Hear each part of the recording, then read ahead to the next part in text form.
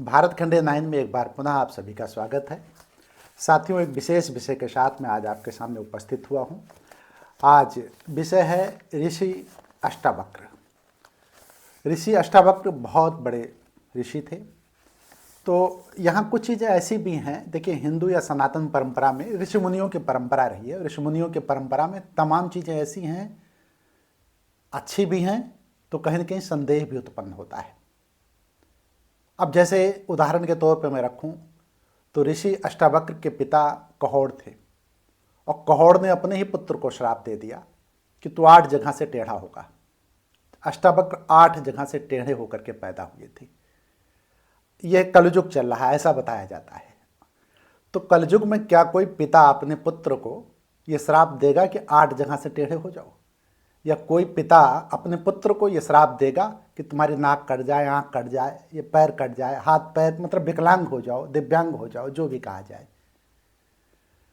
तो एक चीज़ यहाँ समझ में नहीं आती कि यदि अष्टावक्र के पिताजी ऋषि थे, बहुत बड़े ऋषि थे, कहोड़ ऋषि उनको कहा जाता है कि वेद का ज्ञान उनको हो गया था और ऋषि उद्दालक के शिष्य थे, और ऋषि उद्दालक की पुत्री की शादी भी जो है अष्टावक्र के पिता के साथ हुई थी। तो अगर इतने बड़े ऋषि थे तो उन्होंने अपने पुत्र अष्टावक्र को श्राप क्यों दे दिया कि तुम 8 जगह से टेढ़े हो जाओ। अब श्राप क्यों दिया? श्राप सिर्फ इसलिए दिया कि जब गर्भ में थे अष्टावक्र, सुजाता उनकी माता थी, सुजाता के गर्भ में जब वो थे तो सुजाता के गर्भ में रहते हुए उन्होंने अपने पिता को जो वेद वाचन कर रहे थे उस पर टोका कि तुम गलत तरीके से वेद वाचन कर रहे हो, और 8 बार टोका। तो उससे क्रुद्ध हो जाते हैं ऋषि, नाराज हो जाते हैं। और तो ऋषि जब नाराज हो जाते हैं तो गर्भ में रह रहे अपने पल रहे अपने शिशु को ही, अपने बच्चे को ही श्राप दे देते हैं। हम तो दूसरे के बच्चों को देने की बात गलत कहते हैं कि दूसरे के बच्चों को भी श्राप ना दिया जाए तो ज़्यादा अच्छा है।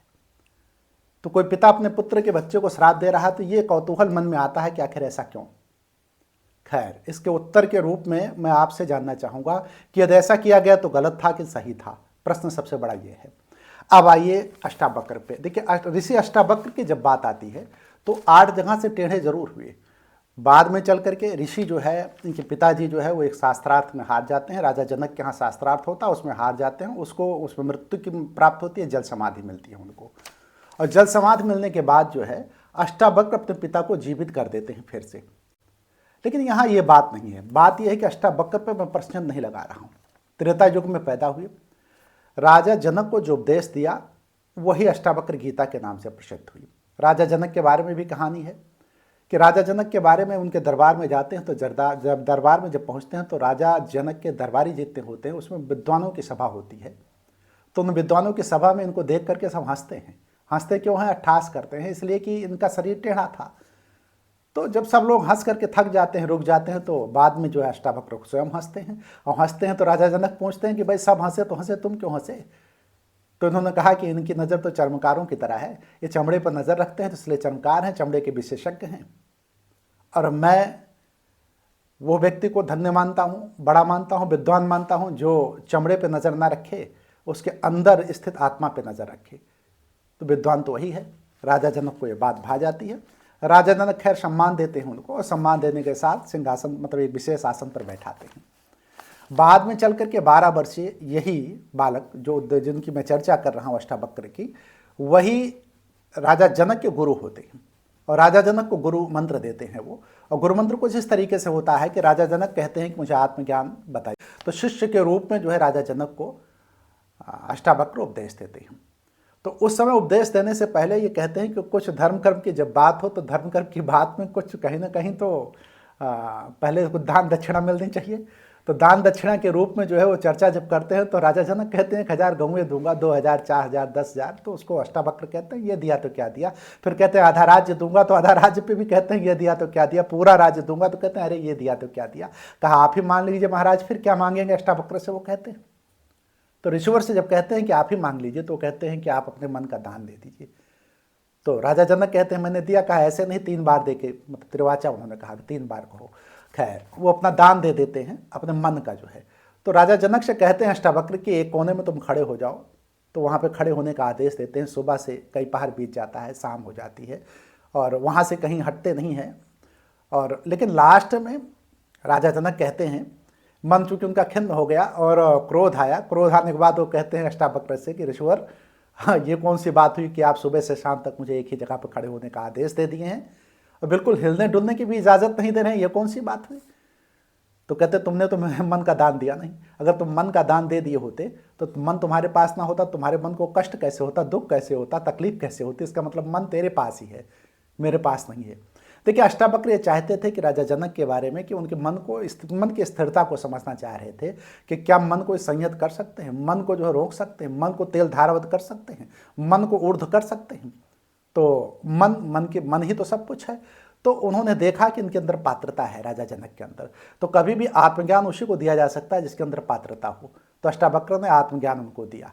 जो संवाद हुआ उनके बीच में, मतलब राजा जनक और अष्टावक्र के बीच में जो संवाद हुआ, उसी संवाद को जो है अष्टावक्र गीता के नाम से जाना जाता है। इसमें 285 श्लोक हैं, 285 श्लोक हैं। खैर, ये तो हो गई इनकी बात जो है। अब आप पूछेंगे कि गीता और अष्टावक्र गीता में क्या अंतर है? देखिए, गीता जो है प्रथम सोपान है, मतलब श्रीमद् भगवद गीता की मैं बात कर रहा हूँ। श्रीमद् भगवद गीता प्रथम सोपान है। उसमें तमाम चीज़ें बताई, कर्म भी बताया गया है। उसमें जो है ज्ञान योग भी बताया गया है, मतलब विविध तरीके बताए गए हैं मोक्ष केवल की प्राप्ति के लिए। लेकिन अष्टावक्र गीता में सिर्फ और सिर्फ ज्ञान की बात की गई, इसके अलावा कोई चर्चा नहीं की गई। अष्टावक्र की एक बात मुझे समझ में आती है, क्या आप लोगों को भी ये बात समझ में, मतलब आपकी टिप्पणी इस पर क्या रहेगी? देखिए, अष्टावक्र गीता में जब ज्ञान की सिर्फ बात की गई है तो उस ज्ञान की बात में कहीं भी कोई भी ढोंग ढकोसला नहीं है, पांडित्य की बात नहीं है, पुरोहित की बात नहीं है, किसी भी कर्म की बात नहीं है। तो ना जिस चीज़ में न ढोक ढकोसला हो, न पांडित्य की बात हो, न बड़े ज्ञान की बात हो। अष्टावक्र का भी ये कहना है कि ज्ञान जो है वो शास्त्रों से नहीं आता है, ज्ञान अंतर्मन से, अंतर्भाव से उत्पन्न होता है।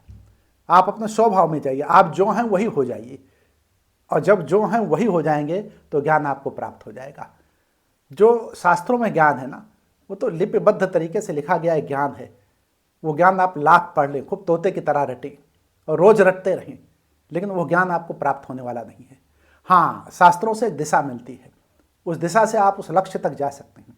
लेकिन ज्ञान जब भी प्रकट होगा वो स्वभाव में जाकर के प्रकट होगा, आपके अंतर्भाव से ही प्रकट होगा, आपके अंतर्मन से ही प्रकट होगा। जो है वो आपके अंतः चतुष्टय को जब से आप दुरुस्त कर लेंगे तभी पैदा होगा।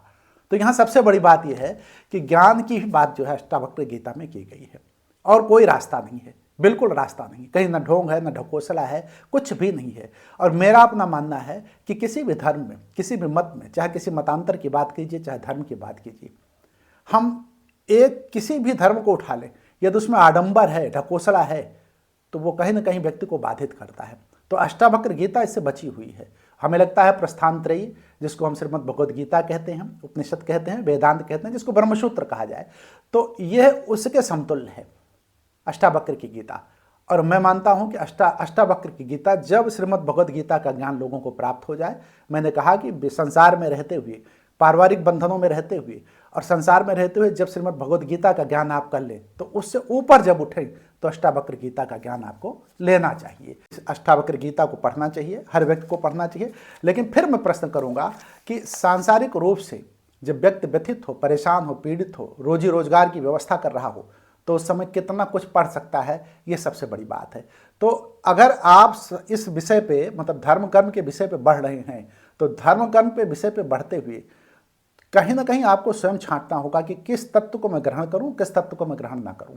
यदि इतना आप सक्षम हो जाते हैं तब तो ठीक है। यदि ऐसा नहीं करते हैं तो हमें लगता है कि धर्म में आप फंस जाएंगे, शास्त्रों में आप फंस जाएंगे, और शास्त्रों में फंस करके आप उलझ जाएंगे। शास्त्र सही दिशा में भी ले जाते हैं, लेकिन शास्त्र जब उलझाव पैदा कर दें, यदि आप शास्त्र को समझ ना पाएं, या शास्त्र, देखिए शास्त्र भी कई तरीके से हैं। जैसे आप गीता पे ही ले लीजिए, तमाम भाष्य आपको मिल जाएंगे, हजारों भाष्य लिखे गए हैं गीता पे, श्रीमद् भगवद गीता पे। तो कौन सा भाष्य आपके सामने आ रहा है, ये सबसे बड़ा प्रश्न है। तो अगर भाष्य आपके सामने जो आ रहा है गलत तरीके से किया गया, भाष्य आपके सामने आ गया, हमने कई भाष्य पढ़े, उन भाष्य में जो है अर्थ का अनर्थ कर दिया गया है पूरी तरीके से। तो जिस जगह पे अर्थ का अनर्थ कर दिया गया है, तो श्रोता भी जो है, जो पढ़ने वाला है, वो तो पढ़ रहा है शास्त्र ही, लेकिन पढ़ने वाला भी भ्रमित हो जाएगा। तो इसीलिए मैं कह रहा हूँ, शुरुआती दौर में ही मैंने प्रश्न कर लिया आपसे कि जो भ्रम है उस भ्रम को आपको ही खत्म करना है। आप हमारे कमेंट बॉक्स में इस बात को जरूर बतावें कि क्या कहोड़ ऋषि, जो कि अष्टावक्र गीता के पिता थे, उन्होंने अपने पुत्र को श्राप दिया, तो क्या उन्होंने सही किया? क्या एक पिता को अपने पुत्र को श्राप देना चाहिए? और अष्टावक्र ने उनको मुक्ति दिलाई, मृत्यु के बाद भी उनका जन्म फिर से हुआ जो है, एक हिसाब से कहा जाए तो बांदी से उनका जो है शास्त्रार्थ हुआ था। और बांदी से शास्त्रार्थ में जब कहोड़ हार गए तो कहोड़ के हारने के बाद उनको जल समाधि लेनी पड़ी थी। लेकिन जब अष्टावक्र ने बांदी को हराया तो ये शर्त थी कि बांदी जिसको हराएगा उसको जल समाधि लेनी पड़ेगी, और बांदी यदि हार गया तो बांदी को जल समाधि लेना पड़ेगा। तो बांदी हार गया चूंकि अष्टावक्र से, तो उन्होंने शर्त रखी कि तुम भी जल समाधि ले लो। तो उन्होंने कहा मैं वरुण का पुत्र हूँ, वरुण देव का पुत्र हूँ, तो वरुण देव का पुत्र होने के नाते मैं आपके पिता को वापस कर सकता हूँ। तो उन्होंने उनके पिता को अपने वरुण देव के पुत्र होने के नाते वापस मंगा लिया, कहा हमारे पिता वरुण देव के पास वो सुरक्षित हैं। और इस तरीके से पुनः जो है पृथ्वी पर अष्टावक्र के पिताजी आ गए। तो मतलब अष्टावक्र के पिता तो पूरी तरह से अष्टावक्र मतलब 8 जहां से विकृत बच्चे को पैदा करने की जिम्मेदारी चूंकि उन्हीं की है, उन्होंने ही जो उनको श्राप दिया। तो जाहिर सी बात है कि वो पुत्र, देखिए पुत्र की श्रेष्ठता देखिए, इसके बावजूद भी पुत्र उनको मुक्ति दिलाता है, मतलब पुनः पृथ्वी पर जीवित कर देता है, अपने 8 जगह से टेढ़े विकृत हुए शरीर को दुरुस्त कर ले जाता है। तो ये तो अष्टावक्र की महानता है। तो मैं ये कहूँगा कि अष्टावक्र का चरित्र कितना है, कैसे है, देखिए इसकी चर्चा तमाम जगहों पर है। इसको त्रेता युग में माना गया है, क्योंकि संवाद तो त्रेता युग में ही हुआ था ना, त्रेता युग का संवाद है ये, राजा जनक त्रेता युग में हुए थे, तो त्रेता युग का संवाद है। लेकिन सबसे बड़ी बात है कि अष्टावक्र भवभूत द्वारा रचित संस्कृत नाटक उत्तर रामचरितम में, क्योंकि भवभूत बहुत बड़े लेखक थे, 8वीं शताब्दी के थे, तो उत्तर रामचरितमानस में, उत्तर रामचरितम में भी इनका जो है जिक्र आया हुआ है। उनके मतलब उसके प्रथम अंक में इसका जिक्र किया गया है जो है। यह 8वीं शताब्दी के महाराष्ट्र में जन्म हुआ था, इनके बहुत बड़े कवि थे जो है, और कालिदास के समकक्ष माने जाते हैं। तो हमारे कहने मतलब अलग अलग जगहों पे कुछ लोगों ने यह भी कहा है कि ये उपनिषद काल के ऋषि थे। त्रेता काल में जनक को उपदेश देने की बात आती है तो कुछ लोग कहते हैं कि उपनिषद काल के ऋषि थे। लेकिन कुछ लोग ये भी कहते हैं कि ये जो है भगवान शंकराचार्य जब जन्म लिए थे तो उनके शिष्य के द्वारा लिखित गई अष्टावक्र गीता, अष्टावक्र कोई उनके शिष्य थे, उन्होंने ही अष्टावक्र गीता लिखी। खैर इस पर तमाम विचार हैं, तमाम चीज़ें हैं, तो इसीलिए मैंने कहा भ्रम भ्रांति बनी हुई है। देखिए 2 बातें हैं, संस्कृत के 2 शब्द हैं, एक सिद्ध और एक असिद्ध, सिद्ध और एक प्रसिद्ध। सिद्ध क्या है? सिद्ध में जब आप अपने आप को जान जाते हैं तो वो सिद्धि है, मतलब स्वयं को जानना सिद्धि है। और प्रसिद्धि क्या है? जब आपको जगत जान जाए, संसार जान जाए तो प्रसिद्धि है। लेकिन दिक्कत क्या है? प्रसिद्धि में आप स्वयं को नहीं जान पाते हैं, लेकिन सिद्धि में स्वयं को जान जाते हैं। तो ऐसी प्रसिद्धि किस काम की जिसमें स्वयं को ना जाना जाए बल्कि संसार आपको जान जाए। तो मेरा अपना ये कहना है कि सिद्धि की तरफ सबको प्रयास करना चाहिए, स्वयं को जानना ही, मतलब जंगल जंगल ढूंढ रहा है मृग अपनी कस्तूरी को, कितना मुश्किल है तय करना खुद से खुद की दूरी को। तो खुद से खुद की दूरी तय की जाए, खुद को जाना जाए, अपने स्वभाव को जाना जाए। मेरा अपना मत है, मेरा अपना विचार है, जितना मैंने जाना है समझा है उसमें मैं यही जान पाया हूँ कि जो स्वभाव अपने भाव में आ जाता है, जो है सो है, मतलब उसमें जब आ जाए, सहजता आ जाए, सरलता आ जाए, करुणा का भाव आ जाए, तो शास्त्र आप ना भी पढ़ें तो कोई बड़ी दिक्कत की बात नहीं है। इसी के साथ मैं अपनी वीडियो को ख़त्म करता हूँ। बहुत बहुत धन्यवाद।